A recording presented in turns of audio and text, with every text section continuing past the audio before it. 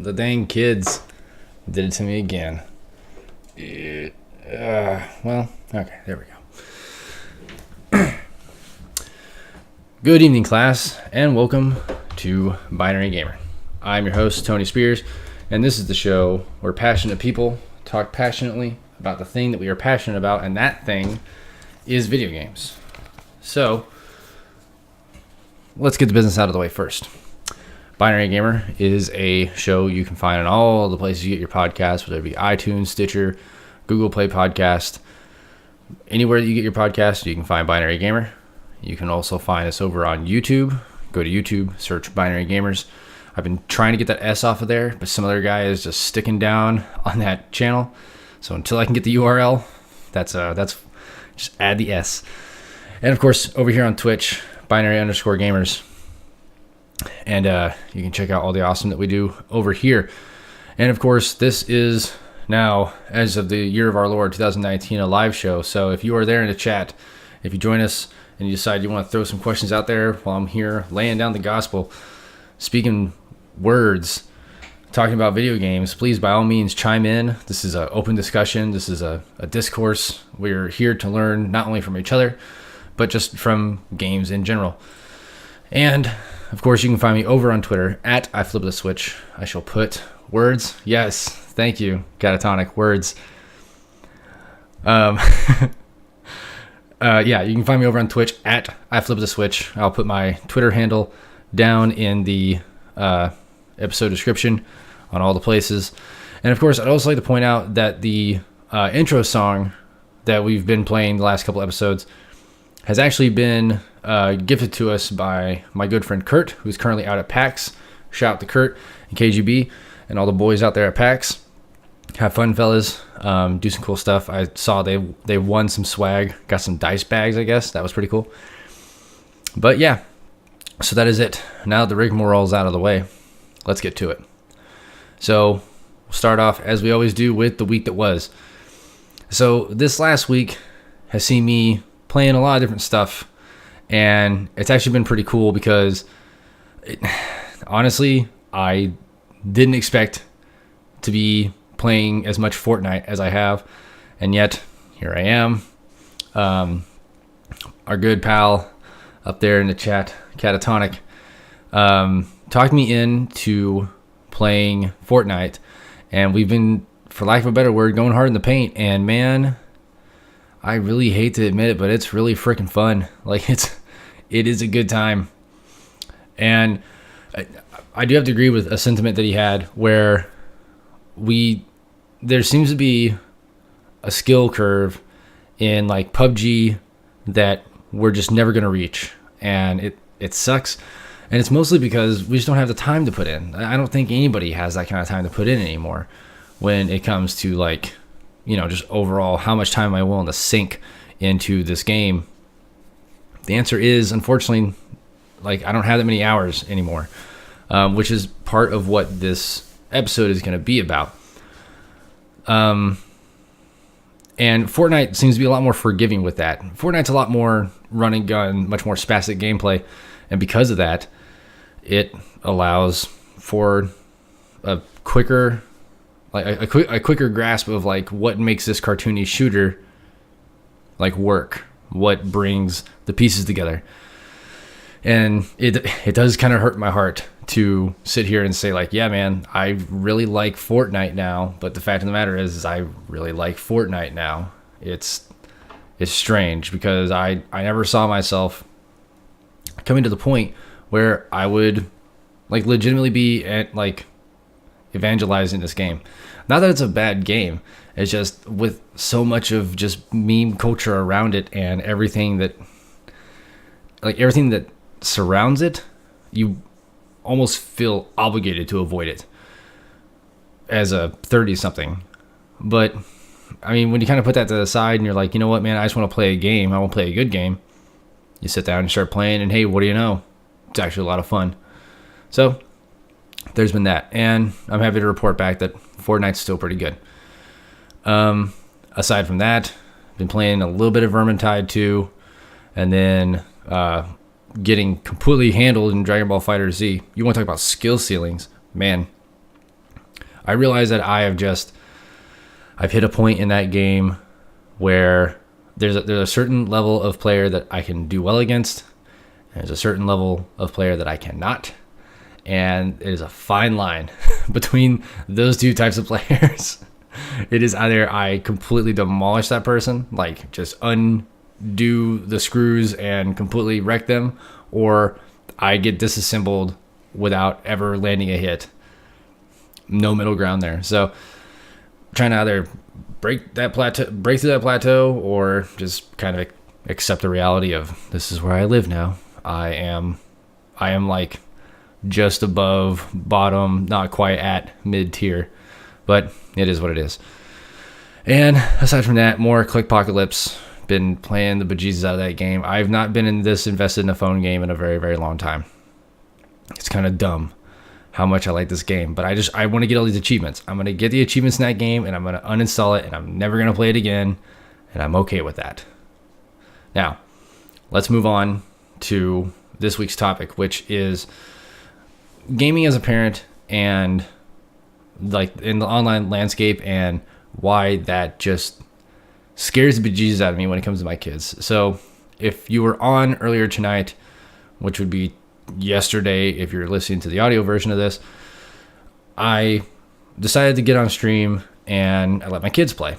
Now, mind you, I was monitoring them. I was in the room for the greater majority of the time. I left the room to like go get something to drink and stuff like that, to like check laundry and check on the dogs and stuff. But I was present for the stream, and they had a great time. The funny thing is, I don't think they really realized they were streaming until the very end, when like there was quite a few people in the in the channel, and the chat started to blow up, and they're like, "Oh crap, there's actually people here." And then they kind of engaged. Alex not so much, Lily a little bit, but it was strange to me because like to them they were just playing stick fight and they're having a good time, and that's great. I want them to have a good time, but it also made me think a lot about like the differences in gaming now as opposed to when I was a kid, and how I really have to change my mentality on it. It's not my kids' fault that the internet is a thing now and the world is the way it is.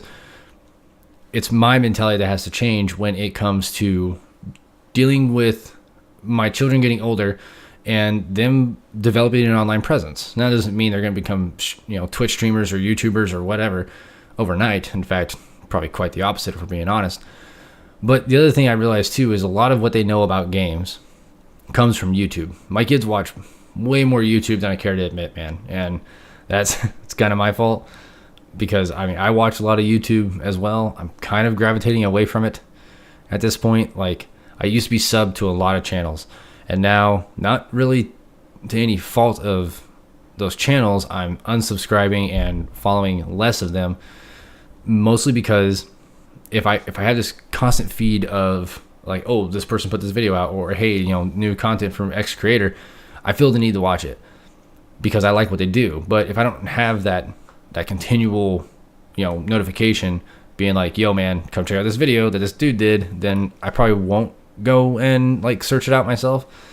So I've been narrowing that list down, I'm trying to get into the single digits. Like right now I'm subbed to like 15 people, and I want to try and narrow that down to like 5. So we'll have to see how that goes. But like I was saying, a lot of what they know about video games comes from YouTube. They watch these YouTubers and these Let's Players play these games. And like, prime example, earlier today, Lily was like, "Dad, can we get Cuphead?"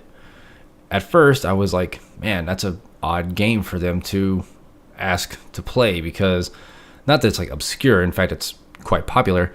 It's just the fact that it's a very hard game, and I don't think they quite grasp that idea, because what they know of it is in these like 8 to 12 minute videos that these YouTubers make, and to them it's just, oh, like you just run through and you beat the boss and you go to the next boss and that you play through it and then eventually you win. And they don't understand it. Like, no man, like this game is hard. Like this game, like I'm not gonna pay the money for the game if you're just gonna rage on it and quit playing the game.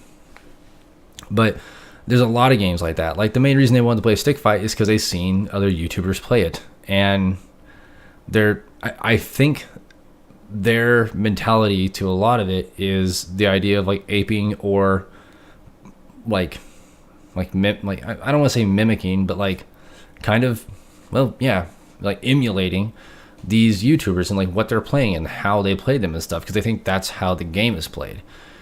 And I honestly feel like, as one, a person that has been playing games their entire life, and two, as a parent, I feel like I have failed them on both fronts, because I should be more hands-on in what they play.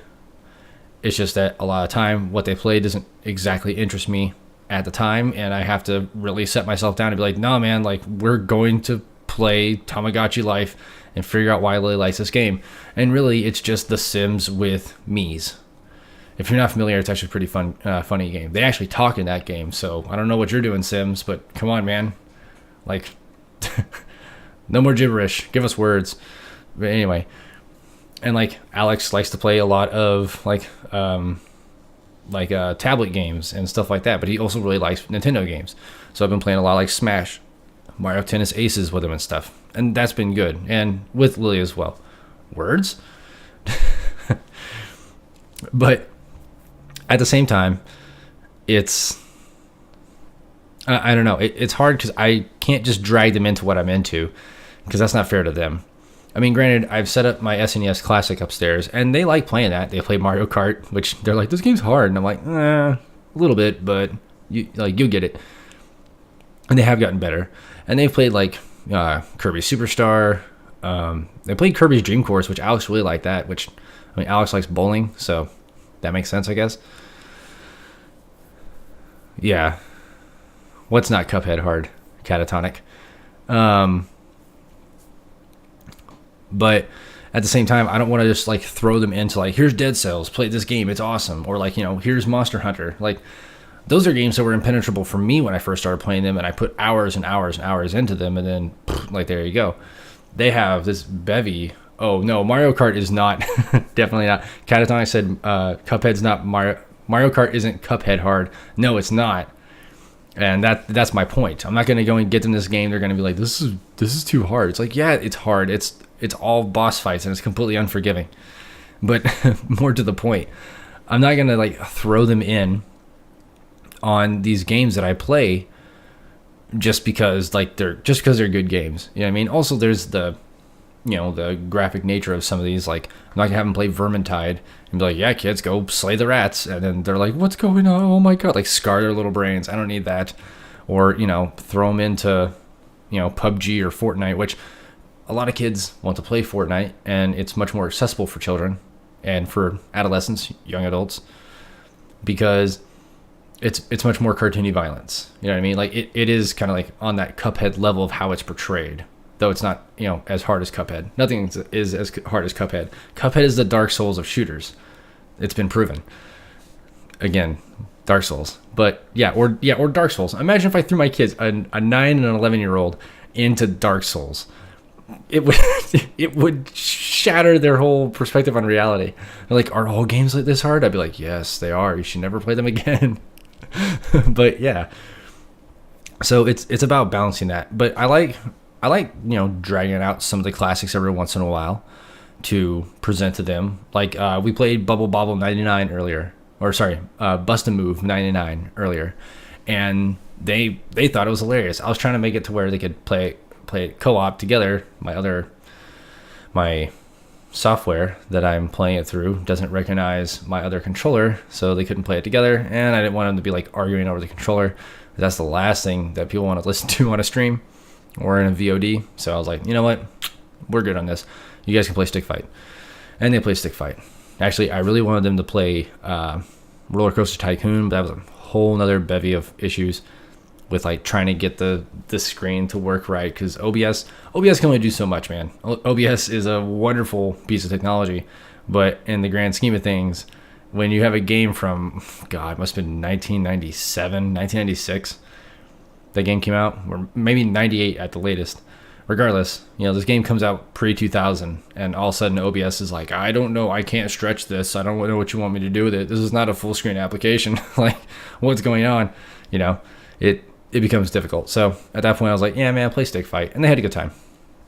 But then on the inverse of that, like bringing it back around to like the online culture and stuff, a bunch of people came into the chat and stuff, and they're having a good time and everything. But then it becomes that like power suggestion thing where people were, I can't believe I'm going to bring this up on this podcast, but they started bringing up memes, and one of them was, so this comes from Hand of Vivek. Nice reference, by the way. Kids are very malleable. If you gave them Dark Souls, I really believe they would rise to the challenge. It would only be good for their brains to figure shit out. They won't get the mental workout from something easier. I can definitely agree with you there, Hand of Vivek. But it's also a matter of my kids fall prey to kind of wanting like the instant gratification portion of games, which is why something like Smash is easier for them to latch onto and like the figure out part, as opposed to something like Dark Souls where like they don't. Well, one thing I've definitely learned watching my kids play games is they're not very good at, and I'm not trying to sell my kids short. I don't want to sound like that parent where I'm like, well, my kids just, it's not that.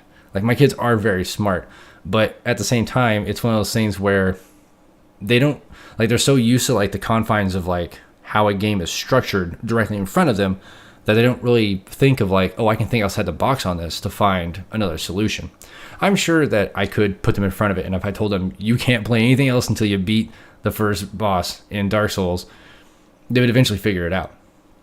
But at the same time, like they would just beat their head against it. I mean, I've seen adults. In fact, I've watched Catatonic play Dark Souls 3 for the first time, his very first Dark Souls game, and the first boss, I think it took him 15 attempts.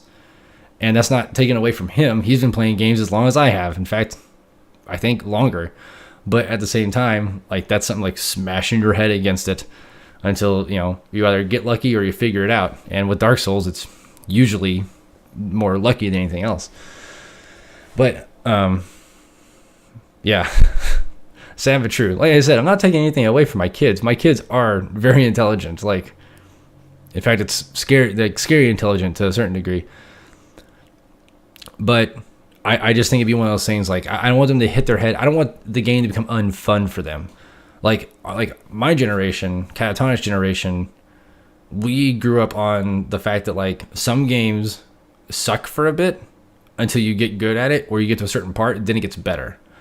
And I don't think it's fair for me to ask my kids to be like, listen, the first 15 hours of this are going to completely suck. You're going to die all the time. You're going to have to backtrack a lot. Get used to looking for bonfires, dodge roll. But it's going to be great after you get past that 15-minute mark, or that 15-hour mark. Like, no 11-year-old child wants to hear that. That's, like I said, it's not fair. That's not fair to like to push that on them, you know what I mean? So I'm more about, walking my kids into this stuff a little bit more. I'd rather give them stuff like I started out with early, like things like SimCity or things like, Roller Coaster Tycoon. Games where it's like, okay, cool, I can sit down with a sandbox and I can figure things out and like mold it, like you said, make things malleable, and eventually they start to learn that they can go outside of the like obvious confines of what the game's presenting in front of them. You know what I mean? So there's that. But back to what I was talking about, like with the chat. I personally think that for certain kids, for certain ages, something like Twitch chat can like really become like a power of suggestion type thing, and I'm not cool with that. Now, granted, I could just completely disable chat 100% and let my kids stream, and they'd have a great old time, and no one would ever be the wiser. But that also takes away part of the fun of streaming, is like, like interacting with your audience, interacting with the people that are watching you play this game. I mean, there are ways around it, of course. They could just, do recorded stuff if they wanted to, and I could put it up as VODs on Twitch or on YouTube, whatever. Still basically get the same result, because all they're really doing is just sitting down playing a game. Like I said, they didn't realize that they were watching, that someone else was watching, until the chat started to really blow up. But it's just a matter of, I don't know. I want to be safe, and that's one of the things that I realized today. And trust me, this was not the original topic for this episode of the podcast. In fact, I had a whole thing planned out for like different gaming literature and stuff like that. It was going to be very educational. You guys were going to like it a lot. Yeah. But I don't know. Like after this evening and playing with them and stuff, I wasn't like worried. I wasn't like, oh man, like what do I do? My kids are exposed to the internet. That's going to happen. I can't stop that. Like my daughter has a TikTok account. I don't know why I let that happen, but yes, she has a TikTok account. So now I just get hit with these like 4-second videos over and over again. It's like Vine, but not nearly as funny. Not nearly as funny. But anyway, I just feel like as a parent now, it's not so much about educating my kids on like, hey, these are the classics. You should play these games, or this game is really cool because of X. You should give it a try, or hey, let me help you with this, or let me introduce you to Nintendo or Sony or whatever. It's not really about that so much as it is giving my kids the right mental tools to, I think, properly navigate the internet. Because one of the things my kids are really big into is Minecraft, and they like playing Minecraft online with their friends, and that's cool. Like, I mean, it's pretty. If you think about it, it's like like Club Penguin way back in the day. People were getting on Club Penguin because like it was a game you could play with people that you knew, and it was fun. And it was social, and Minecraft is that now. Except Minecraft is this like huge, like it. It's the old tired analogy of digital Legos, but the point still stands and is very valid. That's what it is. So it's about making them more cognizant and more aware of the fact that, hey, like, yes, the internet can be a great magical place. It can be Narnia. It can also be the freaking spot that the sunlight doesn't touch in The Lion King, and we never go there. Like, you need to, be a little weary and a little leery and a little scared. No, I can't twist that, but I just need to be aware. And it's about making my kids aware. My kids know video games at this point. My kids understand enough about video games to have fun with them, and that's all that really matters. I mean, are my kids ever going to be part of my hunting party in Monster Hunter World? Go out with me and slay a Rathalos? No. That would be amazing. But no, that's not going to happen. But can my kids still have fun? Can my kids play Mario Kart together and have a good time? Can they get online and play Minecraft with friends in a server and go through and play freaking digital Legos? Sure. And that's fine. Like that's the changing of the times, the changing of the guard, if you will. Not that the games that I like, that my generation of gamers likes, are like gonna one day die off and go the way of the dodo. That's not going to happen, because there's always going to be that audience that likes those games. But like, that's not what my kids are into, and that's cool. I'm okay with it. But aside from that, I think it was a lot of fun, and I think it was really funny to see how they acted before they realized people were watching, and then how they acted after. Alex, like I said, for the most part, completely unaffected. In fact, he just was just playing harder, because he realized that once Lily got really distracted by it, and then he started to capitalize, and he was like, okay, and he just started winning round after round, and I'm like, oh my gosh, dude, this guy's a little cutthroat punk. Like, this is amazing. Like, go get him, go, because he was losing bad. He was losing really bad. He's just there to have fun. He's trying to do super cool stuff. It's like I was talking about last week, where the kids are trying to do like the cool stuff they see in YouTube videos, where it's like, I'm going to fly across the room and I'm going to shoot you with this shotgun, and then you're going to blah and stuff like that. And it was just it was just gone. All right. So we have something else in the chat here, from Hand of Vivek again. I recently gave up multiplayer games across the board. I used to be heavy into League for 5 years. I had to stop. I had been playing online games since I was 15. You're 29 now. And I realized a couple months ago that I don't remember one match from any of my online play. The only thing I remember was the friends I made. Playing competitive online games by yourself is so bad for your brain, I think. It got to the point to where even with my friends, I was angry and having no fun at all. And that is true. That's definitely something that myself and Catatonic realized with PUBG. Was like we were having fun with PUBG, but it was more like we'd be going, and then at some point we're just like, oh man, because you get frustrated. You know what I mean? Like, you invest a lot of time into a match, and at some point some dude just snipes you from a bajillion miles away with a Kar 98, and it's done. Whereas something like Fortnite, it's a lot quicker, and the reset doesn't seem as penalizing. You know what I mean? So I think that's good. But no, I mean there are I'm not saying I disagree with you. For some people, they have to step away from multiplayer games. I did that for a long time. I'm not going to lie.